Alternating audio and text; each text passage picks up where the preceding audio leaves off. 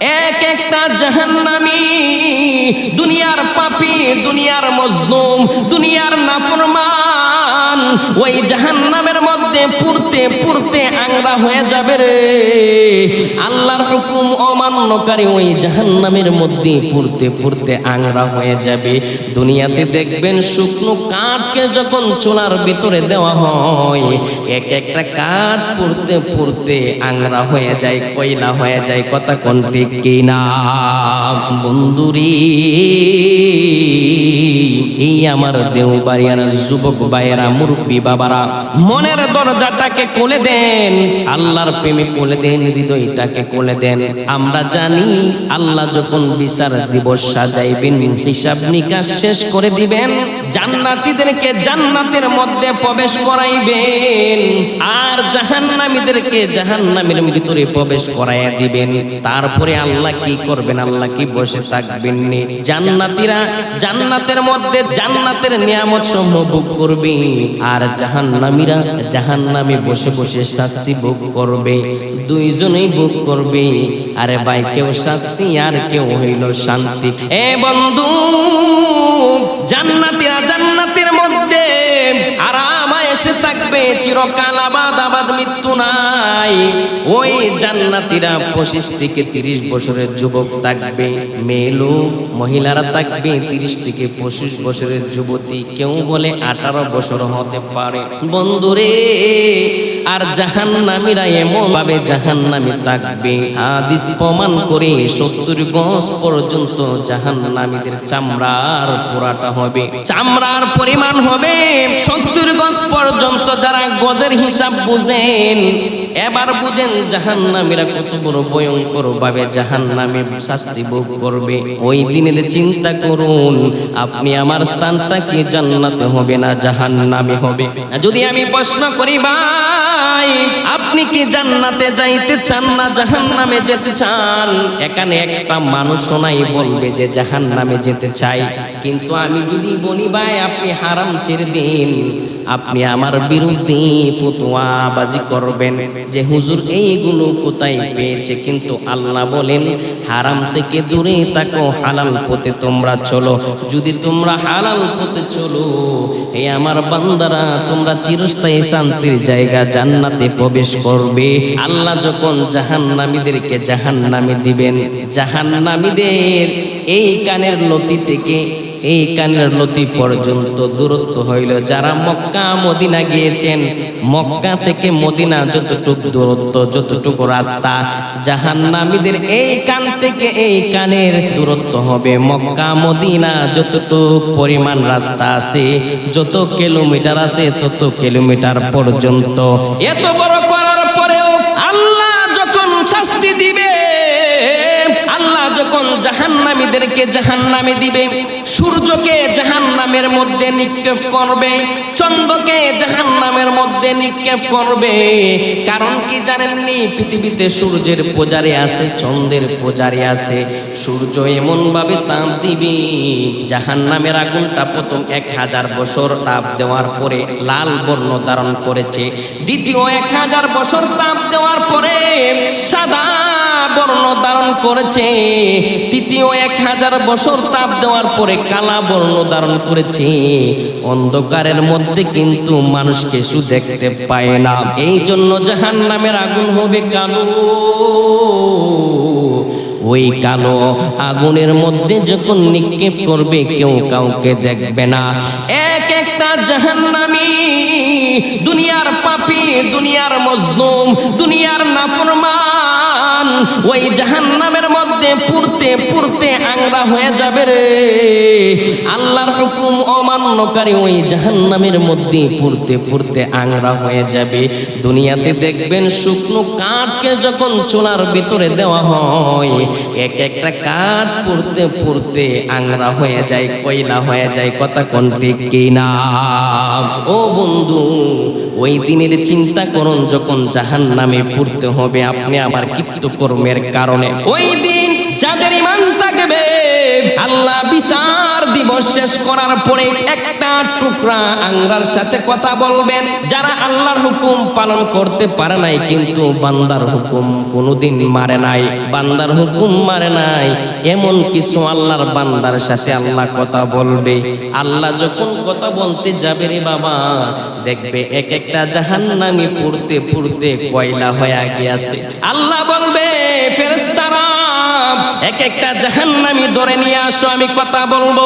ফেরেশতারা বলবে আল্লাহ কাদেরকে নিয়ে আসবো? জাহান্নামে প্রবেশ করে দেখলাম কোনো মানুষের চিহ্ন নাই, পুড়তে পুড়তে এক একটা জাহান্নামী কয়লা হয়ে গেছে। আল্লাহ বলেন একটা কয়লা নিয়ে আসো, একটা কয়লা টুকরা নিয়ে আসো, আমি তার সাথে কথা বলবো। আমার আল্লাহ কয়লাকে মানুষ বানাতে পারে কি পারে না? এ বন্ধু, কেন ঈমান নিয়ে কবরে যাবেন? কারণ ঈমান ছাড়া যদি কবরে যান, কোনদিন আপনি জান্নাতের সুঘ্রাণ পাবেন না, চিরস্থায়ী আপনাকে জাহান্নামে জ্বলতে হবে। বন্ধুরে, আল্লাহ যখন একটা টুকরা আনবে, ওই টুকরাকে বলবে, টুকরার সাথে কথা বলবে, এই জাহান্নামী টুকরো তুমি কি চাও? ওই জাহান্নামী টুকরো ডাক দিয়ে বলবে আল্লাহ জাহান্নামে পুড়তে পুড়তে গো এই শরীর টুকরো টুকরো হয়ে গেছে, আপনি আমার একটা অঙ্গের টুকরোর সাথে কথা বলতেছেন। ও আল্লাহর জাহান্নামে পড়তে ভালো লাগে না, আমাকে যদি একটুকু মানুষ বানাইতা, আমাকে যদি ওই টুকরাটা দেয়া পরিপূর্ণ একটা মানুষ বানাইতা, আমি বড় খুশি হইতাম। কেন বলতেছি কথাটা বুঝবেন। দুনিয়াতে মানুষ একতলা বিল্ডিং হইলে 2 তলা করতে চায়, 2 তলা হইলে 3 তলা করতে চায়, কারণ মানুষের চাহিদার কোনো শেষ নাই। ওই জান্নাতের মধ্যে মানুষের চাহিদার শেষ থাকবে না। আল্লাহ যখন ওই আগুনের টুকরাটাকে, ওই জাহান্নামী টুকরাটাকে মানুষ বানাবে, ওই আল্লাহর বান্দা ডাক দিয়ে বলবে আল্লাহ এই দেহ দিয়ে কত জাহান্নামে জ্বললাম, ও আল্লাহর জাহান্নামে জ্বলতে মন চাই না গো। আল্লাহ একটু জাহান্নাম থেকে উঠাইয়া যদি জাহান্নামের মুখের মধ্যে নিতা বড় আরাম পাইতাম। আল্লাহ বলবে বান্দারে যা যা যা, তোরে আমি জাহান্নাম থেকে উঠাইয়া জাহান্নামের মুখের মধ্যে দিলাম।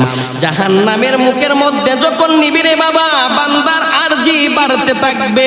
ওই বান্দা ডাক দিয়ে বলবে আল্লাহ তুমি যদি একটু মাঠের মধ্যে নিতা আরাম পাইতাম। এরপরে আরজি করবে, এক এক আরজি করতে করতে হঠাৎ করে আরজি করবে আল্লাহ একটু যদি জান্নাতের মাঠের মধ্যে নিতা, আমি বড় আরাম পাইতাম। জবান খুলে বলেন না সুবহানাল্লাহ। আল্লাহ ডাক দিয়া কই বান্দারে নে নে তোরে জান্নাতের মাঠের মধ্যে প্রবেশ করায়া দিলাম। ওই বান্দা ডাক দিয়ে বলবে, আফসোস করে বলবে আল্লাহ জাহান্নামের মধ্যে ছিলাম একটা টুকরো আংরা, তুমি মানুষ বানাইলা, তুমি জাহান্নামের মুখে আনলা, তুমি জাহান্নাম থেকে উঠাইলা মাবুদ রে, তুমি জান্নাতের মাঠের মধ্যে আনলা। আমি জানি তুমি দয়াশীল। ও আল্লাহ, এই জান্নাতীরা কি সুন্দরভাবে ওই জান্নাতের বারিন্দায় চলাচল করতেছে, বিচরণ করতেছে। একটু যদি বারিন্দার দ্বারের কাছে নিতা জান্নাতের বড় খুশি হইতাম। আল্লাহ ডাক দিয়া কই ফেরেশতা এই জাহান্নামীরে জান্নাতের দরজার পাশে নে, বারিন্দার পাশে নে। বারিন্দার পাশে নেওয়ার পরে বলবে আল্লাহ এত সুন্দর জান্নাত গো, এত সুন্দর জান্নাত, আমার শরীরটা বড় শীতল হয়ে গেছে, আমার শরীরটা বড় শীতল হয়ে গেছে। ও মাবুদ আমার, ও পরওয়ার আমার, জাহান্নামের বারিন্দার মধ্যে আল্লাহ এখন যদি জান্নাতের ভিতরে প্রবেশ না করাও গো, আমার বড় আফসোস থাকবে গো মাবুদ। জান্নাতের বারিন্দার থেকে ফিরা গেলাম। আল্লাহকে যখন আরজি করবে আল্লাহ বারিন্দায় আল্লাহ একটু জান্নাতের ভিতরে প্রবেশ করাও, ডুববো আর বাহির হয়ে যাব। আল্লাহ জানেন কি জানে না বাইর হবে কি হবে না। আল্লাহ ডাক দিয়া কই যা যা বান্দারি, তোরে আমি জান্নাতের ভিতরে প্রবেশ করায়া দিলাম। জবান খুলে বলেন না সুবহানাল্লাহ। ওই আল্লাহর বান্দা ডাক দিয়ে বলবেন আল্লাহ গো, ও আল্লাহ জাহান্নামে ছিলাম ছোট্ট আংরা, এতটা পথ পাড়ি দিয়ে কোন জান্নাতের মধ্যে ঢুকাইলা। প্রথমে মানুষ বানাইলা, তারপরে জাহান্নামের মুখে আনলা, তারপরে মাঠে আনলা, বারিন্দার পাশে আনলা, তারপরে জান্নাতে প্রবেশ করাইলা। ও আল্লাহ এত নাজ নিয়ামতের স্থান হইতে আমি আর বাহির হইতে চাই না। আল্লাহ কতকাল জাহান্নামের মধ্যে পোড়াইলা, আল্লাহ গো দয়া করে মায়া করে আমাকে জান্নাতের বাসিন্দা করে দাও। আল্লাহ বলবে যা যা বান্দা, আমি তোরে জান্নাতের বাসিন্দা করে দিলাম। জবান খুলে বলেন না সুবহানাল্লাহ। হঠাৎ করে ফেরেশতার দল ডাক দিয়ে বলবে আল্লাহ, আপনি কি জানতেন না আপনার বান্দা এইভাবে চাইবে? আল্লাহ বলবে ডাক দিয়া, এই আমার ফেরেশতারে, দুনিয়াতে কিন্তু আমি প্রেমের খেলা খেলে আসছি। আল্লাহ বলবে দুনিয়া সাজাইয়া আমি প্রেমের খেলা খেলে আসছি। আমি যখন বান্দাকে 1 টাকা দিয়েছি, বান্দা 2 টাকার মালিক হওয়ার চেষ্টা করেছে। আমি যখন বান্দাকে বাড়ির মালিক বানাইলাম, বান্দা গাড়ির মালিক হওয়ার চেষ্টা করেছে। আমি যখন বান্দাকে 1 তালার মালিক বানাইলাম, বান্দা 2 তালার মালিক হওয়ার চেষ্টা করেছে। আমি জানি বান্দার আফসোস যেমন দুনিয়াতেও কমবে না, এই আখিরাতে এসো তাদের চাহিদা কমবে না। আমি জানি রে, জানার পরেও আমার হাবিবের উসিলায়, আমার বন্ধুর উসিলায়, আমার বন্ধুর উম্মতের সাথে একটু প্রেম লীলা খেললাম, প্রেম খেলা খেললাম। জবান খুলে বলেন না সুবহানাল্লাহ। কথাগুলো আগে বুঝছেন তো আপনারা? যারা কোনোদিন বান্দার হক মারেনি, এখন অনেকে প্রশ্ন করতে পারেন যে হুজুর সুদের ঘুষের হারামের ওয়াজ করে, জাহান্নামের ওয়াজ যখন করবেন এটার মধ্যে হারামের ওয়াজ আসবে, জান্নাতের ওয়াজ যখন করবেন এটার মধ্যে হারামের ওয়াজ আসবে, কবরের আলোচনা যখন করবেন আপনি সুদ ঘুষ হারাম হালাল এগুলো আসবে, যাকাত হজ যতগুলো আছে, নামাজ যতগুলো কথা বলবেন হারামের কথা আসবেই। এই জন্য ভাই ওয়াজগুলো পরিবর্তন হওয়ার নিয়তে আপনি আমার দেহের মধ্যে সাজাবেন, পরিবর্তন হইতে পারবেন। দেহটাকে যদি আল্লাহ দিয়ে সাজাইতারেন, আপনি আমার কবর জগৎ, হাসর নাসর ফুলচিরা সকল কিছু সুন্দর হয়ে যাবে। জবান খুলে বলেন সুবহানাল্লাহ। আল্লাহ যেন আপনি আমাকে দিনের পথে, রাসূলের পথে কবুল করে, সবাই বলেন আমিন।